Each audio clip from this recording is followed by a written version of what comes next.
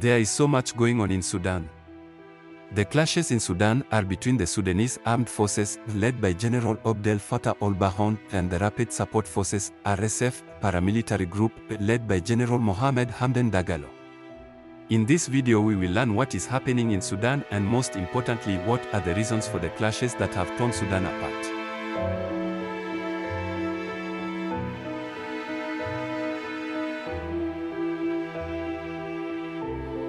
Sudan is a country located in Northeast Africa, bordered by Egypt to the north, Libya to the northwest, Chad to the west, the Central African Republic to the southwest, South Sudan to the south, Ethiopia to the southeast, and the Red Sea to the east.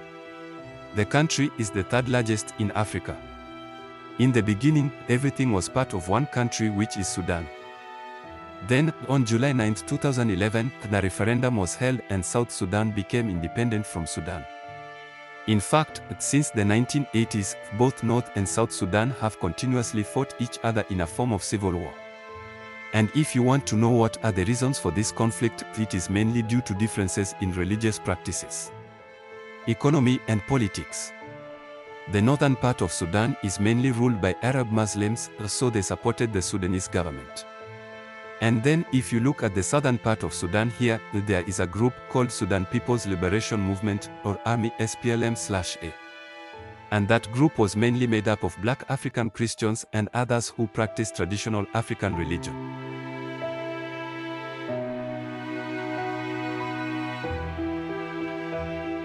Sudan had a massive civil war that lasted for about 30 years. About 2 million people lost their lives as a result of the conflict, and millions were forced to leave their home and seek safety elsewhere. Later, in January 2005, a comprehensive peace agreement was signed between the government of Sudan and the SPLM/A. That agreement also contained provisions on power sharing, wealth sharing, security, and governance. Thus, South Sudan became independent on July 9, 2011, and became the 55th country in Africa.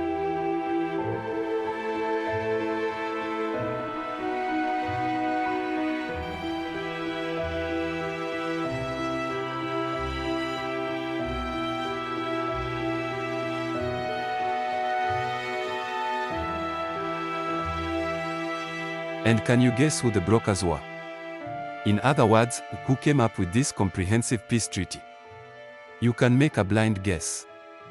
It was the United Nations, the United States, and all the countries of the African continent. But the main international organization was the United Nations. The United States is one of the founding members of the United Nations. Although there is no official confirmation that the United States governs the United Nations, a thorough analysis of the power dynamics of the UN suggests that the US exerts significant control over the organization. So the country that decided to broker and mediate this comprehensive peace agreement between North and South Sudan is none other than the United States of America, basically the US government. Now that you know how South Sudan became its own country, let's look back at that time. I gave you a quick history lesson, and it's important to remember it because it still matters today. If you connect what happened before to what's happening now, you can understand things better. So, what is happening in Sudan now? This time the problem is not between Sudan and South Sudan. This time the violence broke out in the capital, Khartoum, and in some other nearby cities. Now who are the two parties fighting? General Abdel Fattah al-Burhan and his deputy General Mohamed Hamdan Dagalo. General Mohamed Hamdan Dagalo is also the director of RSF. They are Rapid Support Forces, a militia force in Sudan. General Abdel Fattah al-Burhan is the general of the Sudanese army and he is also the de facto RU.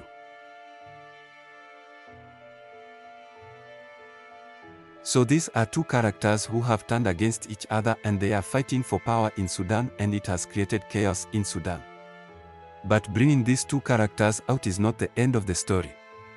Behind this chaos in Sudan is a wider global power struggle. In Sudan, whoever became the head of state or president either came from civil society as a politician or came directly from the military as a serving officer. In addition to the president, Sudan also has a prime minister who is usually a politician and came to power through democratic elections. Omar al-Bashir was the leader of Sudan I President of Sudan from June 30, 1989 to 2019. When he came to power, he was a brigadier general in the Sudanese army. Upon assuming the presidency in 1989, Omar al-Bashir eliminated the role of prime minister and, along with a group of military officers, staged a coup that overthrew the democratically elected government of Prime Minister Sadiq al-Mahdi, and since then he abolished, meaning there was no prime minister position in Sudan since 1989. Omar al-Bashir wanted to have all power to himself and he wanted to rule Sudan without any external civil government, which means the whole civil war between North and South Sudan happened during his time. South Sudan gained independence in 2011, which also happened during his tenure.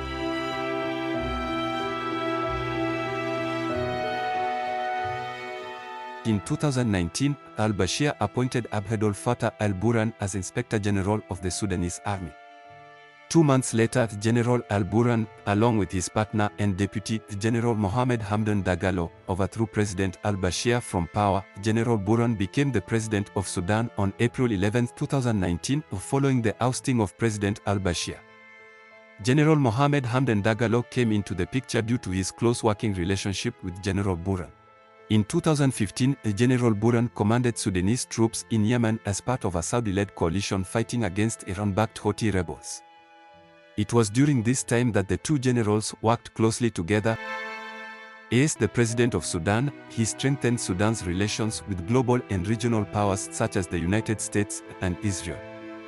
It is worth noting that these countries are democratic, which raises questions about Sudan's political future and the direction it is heading in. To maintain a democratic face and solidify Sudan's ties with global powers, including the US and Israel, General Burhan and his allies formed the Transitional Sovereignty Council (TSC) in August 2019. The TSC is a coalition of both civil political groups and military leaders, and it serves as the federal government that runs Sudan. The formation of the TSC allowed the Sudanese military to work with political groups to maintain a democratic appearance while still retaining control over the country. General Burhan, who became the chairman of the TSC, formed this constitutional body intending to appoint himself as the head of the country in a more democratic manner. He then appointed Mohamed Hamdan Dagalo as the vice chairman of the TSC. The main objective behind the creation of the TSC was to project an image of democracy in Sudan's political scenario. Shortly after its formation, Burhan met with United States Secretary Mike Pompeo in Khartoum in December 2019. It's important to note that there were several issues and tensions between the civilian politicians and the military officers within the TSC that led to the dissolution of the council. One of the major issues was the delay in forming a transitional legislative council, which was supposed to be formed within 90 days of the signing of the political agreement that created the TSC. The civilian politicians accused the military officers of intentionally delaying the formation of the legislative council to hold on to power. Additionally, there were disagreements over the handling of the economy, the peace negotiations with rebel groups, and the role of the Rapid Support Forces (RSF), a paramilitary group led by Dagalo. In October 2021, General Burhan, along with the Sudanese military, hijacked the government in a military coup. They detained several civilian government officers, ministers, members of political parties, lawyers, civil society activists, and journalists.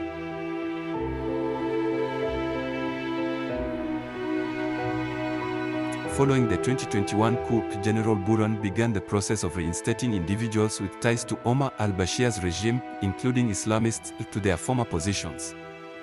This move caused Dagalo to develop doubts. Sudanese politics has been largely controlled by an elite group of people hailing from ethnic groups in the Khartoum and the River Nile regions. On the other hand, Dagalo, who is from Darfur in the west, a rural area, is often looked down upon by the political elite. The RSF and its soldiers have been referred to in derogatory terms, being called country bumpkins and considered unfit to govern the state. In the past 2 years since the 2021 coup, Dagalo has been attempting to establish himself as a national figure. He has been adopting a more political persona and positioning himself as a representative of the marginalized sections of society. To further his ambitions, he has been forging alliances with rebel groups in the Darfur region and South Kordofan.